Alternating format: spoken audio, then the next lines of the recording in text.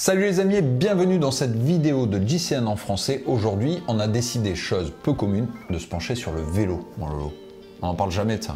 Le vélo, c'est quoi? Je sais pas, un truc avec deux roues, mais tu vas voir qu'il peut y en avoir énormément de catégories différentes. Et oui, au cours des années, on a inventé des vélos de tout type. Et bien on a décidé d'en faire la liste et d'en débattre. Allez, c'est parti. Et on commence tout de suite mon Flo avec le grand classique, le simple, l'efficace, le beau, le magnifique, celui qu'on utilise la quasi-totalité de l'année, le vélo de route. Oui, bah, c'est un standard. En tout cas, aujourd'hui, c'est vrai que c'est celui le plus démocratisé, la catégorie dans laquelle on va mettre énormément de vélos aussi, hein, parce que la plupart de nos vélos sont faits pour aller sur une route. Et oui, alors on entend classiquement, quand on parle de vélo de route, le vélo de compétition, celui qu'on voit sur le Tour de France, celui qu'on utilise nous aussi fréquemment. On te dit aussi, c'est le vélo avec les petits trous là. Oui, le vélo avec les petits trous. Mais comment vous tenez là-dessus? Oui, mais quand on entend petits trous, en réalité, c'est de très grandes roues, puisque c'est des roues en 700, donc elles sont grandes par leur diamètre, petites en revanche par la largeur de leur pneumatique, bien que ça a tendance à changer, puisque si on avait l'époque de pneumatiques en 19 mm il y a encore quelques années, aujourd'hui, il est plus fréquent de voir du 25, 26, voire 28 mm. Et oui, c'est aussi l'évolution, grâce à l'apparition des freins à disque, ça a permis de libérer de l'espace, entre guillemets, et de pouvoir tester des pneumatiques plus larges. On s'est rendu compte qu'ils étaient aussi plus efficaces et en plus ça accroche mieux, donc t'as mieux. Tant mieux. Donc le vélo de route par excellence, c'est le vélo qu'on utilise sur la route, qui vous fera aller plus vite, qui vous fera aller potentiellement plus loin et faire des plus belles boucles sur la route. Voilà. Mais comme tu l'as dit mon Lolo, si par définition celui-ci est fait pour aller sur la route et pour y aller vite, eh bien il y en a d'autres qui sont faits pour sortir de la route et aller un peu plus sur les sous-bois. Et on a de plus en plus l'apparition du phénomène gravel, qui est un vélo un peu hybride, on va dire, pour schématiser, entre le VTT et le vélo de route. C'est un peu le cyclocross en fait. Mais on va voir qu'il y a des différences avec le vélo de cyclocross dont on va parler dans la suite. Qu'est-ce qui caractérise déjà le gravel ?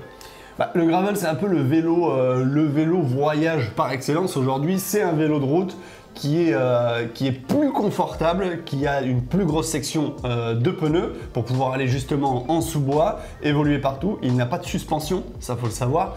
Il y a des plus gros passages de roue justement pour adapter des pneus de plus en plus gros, de plus gros diamètre. Ouais. Donc au-delà, en fait, on va dire de 33 mm de section, qui est en général la section maximale qu'on peut adapter sur des vélos de route, bien qu'il y en a certains qui commencent à travailler un peu plus sur la largeur. Mais au-delà, on peut aller vers des pneumatiques plus larges de section équivalente à des pneus de VTT, donc évidemment crantés pour la polyvalence. T'as dit qu'il n'y avait pas de suspension, attention, c'est de moins en moins vrai parce que le risque c'est que les vélos de gravel vont toujours un peu plus vers le VTT. Il y en a certains qui commencent à proposer des systèmes de suspension sur les vélos en gravel, mais l'idée en gros c'est d'avoir un vélo qui peut accueillir aussi des bagages, donc vous allez retrouver par exemple des points de fixation pour des bagages qu'on ne retrouvera pas sur un vélo de route classique, donc une géométrie aussi plus confortable comme l'a dit Loïc, et un truc dont tu n'as pas parlé mon Lolo, c'est souvent un vélo qui a moins l'intérêt à aller très vite, en tout cas c'est pas son objectif, du coup on va avoir aussi une largeur de guidon qui cherche plus le confort. On trouve souvent d'ailleurs des guidons avec les cocottes positionnées façon gravel qui est assez typique du vélo de gravel. Oui, souvent il y a les guidons un peu à l'ancienne, tu sais, ces espèces de guidons de route où le bas du guidon est élargi. Donc du coup, tu as vraiment un confort qui est c'est le but premier de ce vélo en fait, ni plus ni moins. Ils font tout en fonction du confort parce que c'est des vélos qui sont faits soit pour voyager, soit pour faire un peu de compétition, mais en longue distance. Voilà. Ouais. Passons au cyclocross puisque tu en as parlé et ça va aller vite puisque c'est un vélo qui est très similaire à celui de gravel mais qui va être souvent plus compact avec on va dire une géométrie beaucoup plus typée compétition, donc il va être plus nerveux, en général aussi plus rigide et plus léger parce que le but c'est évidemment pour les compétiteurs, les Mathieu Van Der Poel, les Wout van Aert et autres, évidemment d'être efficace sur une compétition qui dure moins d'1 heure, là aussi dans la gadoue, mais avec des sections pneumatiques limitées puisqu'on rappelle rappelle que 33 mm, c'est la norme en cyclocross. Là où on peut aller beaucoup plus loin en gravel, en cyclocross, on ne peut pas aller au-delà. Donc c'est un vélo, on va dire, gravel, version compétition et beaucoup moins adapté au voyage parce que beaucoup moins confortable. En général, il va être aussi plus court. Voilà. Mais c'est vrai qu'on peut très souvent les confondre et certains adaptent des vélos de route en gravel, des cyclocross en gravel pour un usage gravel, disons. Passons au suivant, mon Lolo, qui va te plaire particulièrement, c'est le vélo de piste. Alors là, communément appelé aussi fixie pour d'autres usages. Après, ça a été appelé le fixie, mais à la base, quand même, le vélo de piste, c'est un vélo de route, ni plus ni moins, auquel on a enlevé tout le système de vitesse, derrière, avant, arrière, on a enlevé les freins et on y a vissé un pignon sur la roue arrière. Donc le pignon, il est fixe. C'est pour ça qu'on a fait ça un fixie, un pignon fixe. Du coup, il vous est impossible d'arrêter de pédaler. Le pédalier est solidaire de la roue arrière, donc tant que la roue arrière tourne, la pédale tourne. Vous pouvez aussi pédaler en arrière, du coup. Oui, vu que le pignon est vissé. Par opposition à une invention qui a été faite sur les vélos de route qu'on appelle la roue libre, qui vous permet d'arrêter de pédaler et la roue continue librement de tourner. Eh bien, sur un fixie, c'est pas le cas et c'est la raison pour laquelle on n'a pas besoin de frein, puisqu'a priori, le frein, c'est aussi les jambes. Il faut retenir son pédalage pour ralentir. Et voilà, c'est comme ça que ça se passe. Ou de temps en temps, tu peux aussi tenter des trucs un peu plus risqués dans les virages. Mais bon, ouais, mais faut être joueur. Mais ça, ça, on le laisse aux amateurs de raid. On appelle ça des skids. Quand t'arrêtes, tu bloques le pédalage et tu dérapes. Ça s'appelle un skid. Voilà. Mais là, il faut quand même un minimum d'entraînement à ne pas reproduire chez vous. Pourquoi on appelle ça un vélo de piste? Eh bien, tout simplement parce que c'est des vélos qui étaient utilisés sur les vélodromes et qui le sont toujours d'ailleurs et qui nous offrent en général un beau paquet de disciplines olympiques. Et ils utilisent encore aujourd'hui donc des pignons fixes sur ces vélos. On passe au vélo suivant, mon Lolo, qui sont les vélos de contre-la-montre, qui peuvent d'ailleurs être souvent utilisés par les triathlètes également, puisqu'ils ont le droit dans certaines catégories au prolongateur. Donc c'est des vélos clairement faits pour la vitesse en individuel. Oui, donc c'est des vélos de course, plus ou moins travaillés, on va dire. C'est juste que le cadre est plus aéro, donc vraiment on va rechercher la performance en aérodynamique parce que le but c'est de rouler vite et longtemps avec un guidon qui est particulier, les fameux prolongateurs, on va avoir une position particulière pour justement avoir une meilleure pénétration dans l'air. En soi, ça ne change pas énormément d'un vélo de route classique, si ce n'est son aérodynamisme. Il est un peu plus lourd parce que, en plus, il est proposé avec des roues qui sont données pour plus d'aéro, avec une roue pleine à l'arrière, une roue à bâton à l'avant.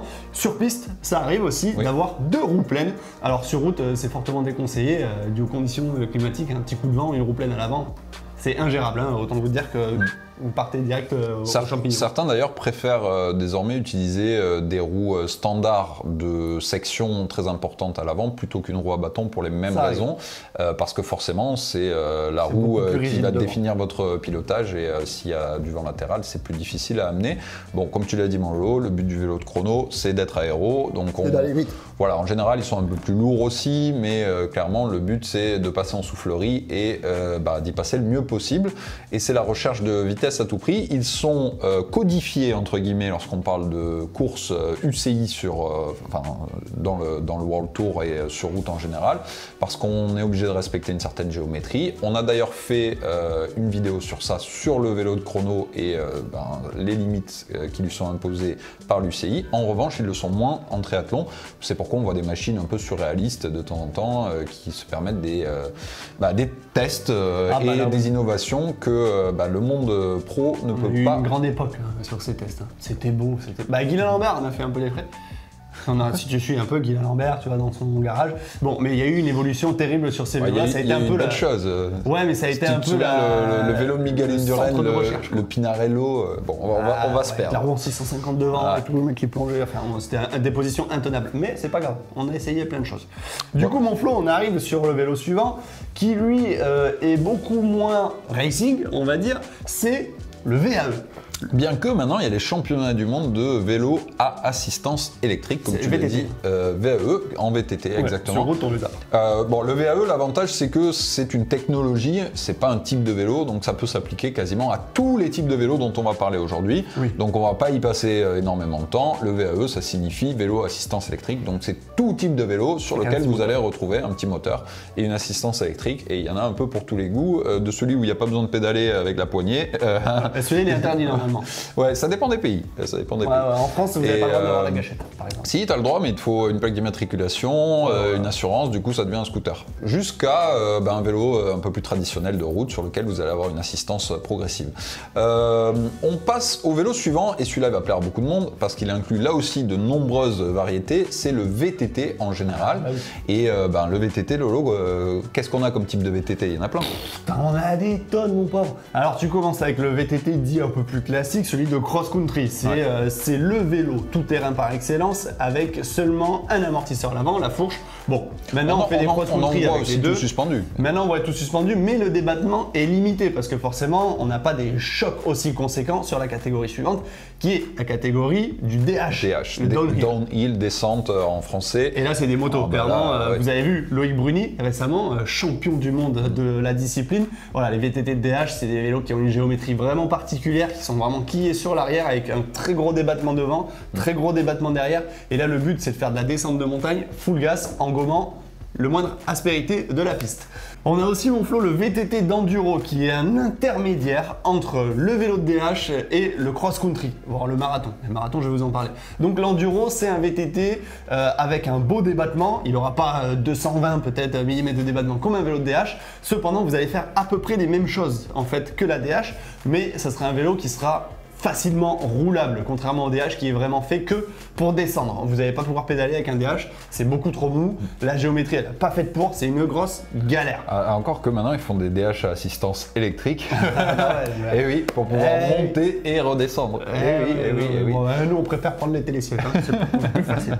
On a aussi, mon Flo, j'en ai parlé vaguement, le marathon, le VTT de marathon, donc là c'est du VTT typé cross-country avec un débattement intermédiaire, généralement à 100-110 mm de débattement. Mais là, c'est du VTT fait pour de la longue distance aussi. On a des très belles épreuves en Afrique du Sud, je ne sais plus comment ça s'appelle, j'ai plus le nom. Bref, mais je sais que le Corse veut y aller. Oui, en Afrique du Sud, c'est le Cap Epic mon Lolo, qui est un peu le Tour de France du VTT, en plusieurs étapes, de longue distance. Le VTT marathon, c'est plus dédié à ce genre de pratique. Et le Corse, c'est Christophe Laporte, pour celles et ceux qui ne le sauraient pas. Il faut suivre un peu nos vidéos, les gars. On pourrait compléter, mon Lolo, en rajoutant la catégorie des VTT, parce que je ne saurais pas où les classer autrement, les fat bikes. Ah bah oui, avec les gros boudins. Voilà. Alors ça, c'est le VTT qui est prévu à la base, qui en général est totalement rigide, avec juste des gros pneus, et ils sont faits pour rouler dans le sable ou dans la neige. Donc c'est des sections, je ne sais même pas de combien c'est les sections. Donc en gros, celles et ceux qui achètent des fat bikes pour rouler en bord de plage, sachez que c'était fait à la base pour rouler sur la plage. Voilà, je sais que c'est devenu une mode aussi, mais bon, c'est comme ça. On passe à la catégorie suivante qu'on aurait pu classer dans le VTT, mais qui, selon moi, mérite sa propre catégorie, c'est le vélo de BMX, mon Lolo. Ah bah le BMX, alors là, mais pareil, là il y en a plein des BMX. Hein, ouais, mais bon, on va pas rentrer dans le détail, sinon on va s'y perdre. Si on va rentrer dans le détail, on va passer un quart d'heure à vous expliquer ce que c'est les BMX, les différents. Alors le BMX, c'est des cadres tout petits, avec un gros guidon, qui sont en règle générale dédiés à des champs de boss, à des courses de race. Donc c'est des tout petits circuits, vous avez dû voir la discipline olympique, d'ailleurs les Français excellent dans la discipline. Oui, c'est vrai, et les Françaises aussi. Et les Françaises. Donc c'est du sprint, ni plus ni moins, avec des bosses à sauter, un tout petit parcours, un effort qui dure 1 minute 30 à peu près. Mais là encore, il y a plein de disciplines avec le BMX, il y a le flat, donc c'est la discipline où tu vas faire plein de petites figures sur un terrain à plat. Il y a aussi la race, à la base, la race c'était des BMX avec des toutes petites sections de pneus. Maintenant, on a commencé à arriver avec des plus grosses sections de pneus. Après, il y a le freestyle, souvent en champ de boss, en forêt et compagnie. Mais là, il y en a plein. C'est vrai. Après, on va rentrer dans des détails un peu trop compliqués à suivre. Mais en gros, l'idée du BMX, c'est un vélo avec un tout petit cadre, comme tu l'as dit, qui doit aller très vite et être très nerveux au démarrage. C'est un effort très court et très maniable aussi, parce que il faut quand même sauter des jolis jumps maintenant. Hein. C'est un peu comme l'évolution du VTT, le BMX. Il me semble que tu as essayé il y a pas longtemps. Ouais. avec plus ou moins de réussite. Et moi, je me souvenais que c'était quand même beaucoup plus facile à l'époque. Parce que tu étais beaucoup plus inconscient à l'époque. Oui, aussi. On poursuit mon Lolo avec un classique, pas si classique, le tandem, qu'on a aussi eu l'occasion d'essayer essayer, eh bien le tandem, ça aussi, ça peut être un tandem VTT ou un tandem route. En tout cas, le principe, c'est qu'on est à deux. Eh ben, il y en a qu'un qui pilote, hein. Et l'autre il prie pour que exactement. Ça parte pas dans les cacahuètes. Mais il vaut mieux que les deux pédales, par contre. Donc sur le plat, on peut atteindre des vitesses très élevées parce que forcément, on a le couple des watts des deux personnes qui appuient sur les pédales. En montée, ça peut devenir plus compliqué, comme nous l'a montré notre expérience à Tahiti. Et là, ça n'est pas trop mal tiré. Ça n'est pas trop mal tiré. Pour terminer mon lolo, on pourrait ajouter une catégorie qui fait de plus en plus la part belle dans nos agglomérations, c'est les vélos pliables. J'en possède moi-même un et je dois dire que j'aime beaucoup. C'est de plus en plus léger, c'est maniable, c'est passe-partout, c'est un peu le vélo de tous les jours. Pour aller au boulot, moi je vous le conseille particulièrement. Et surtout, c'est très surprenant de rendement et d'efficacité. Tu peux rouler à 30 km/h sans trop de problème avec un bon vélo pliable. Voilà, c'est vrai que là pour le coup il y a des toutes petites roues avec des sections pneumatiques en général assez larges mais relativement petites par leur dimension. Mais c'est vrai qu'ils font des choses aujourd'hui avec des bons développements. C'est le vélo citadin par excellence. Voilà, et la possibilité d'aller relativement vite. Donc ça peut être un très bon compromis, moi je vous le conseille pour la ville. Pour terminer mon lolo, et là on n'a pas encore eu l'occasion de tester, mais je sais que François Pervis, lui, s'est lancé le défi de battre le record du monde et il a failli manger, enfin il a mangé un peu la poussière, le pauvre d'ailleurs, ancien pistard, d'ailleurs recordman du monde à multiples reprises sur la piste. Comme quoi un vélo couché, c'est pas si plan-plan que ça.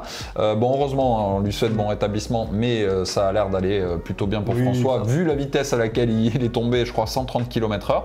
Bref, le vélo couché, c'est un vélo caréné qui ressemble à une petite fusée en fait, très basse et du coup très aérodynamique parce que le carénage fait que il y a très peu de frottement et là on peut exprimer pleinement tous ces watts et se rendre compte à quel point... En étant couché parce que tu pousses comme ça. C'est un peu comme la presse à la salle de muscu, tu vois. Pareil. Sauf que là tu... C'est pour ça que François est bon. En même temps un pistard avec les jarrets qu'il a, il est bon pour pousser le Pervis.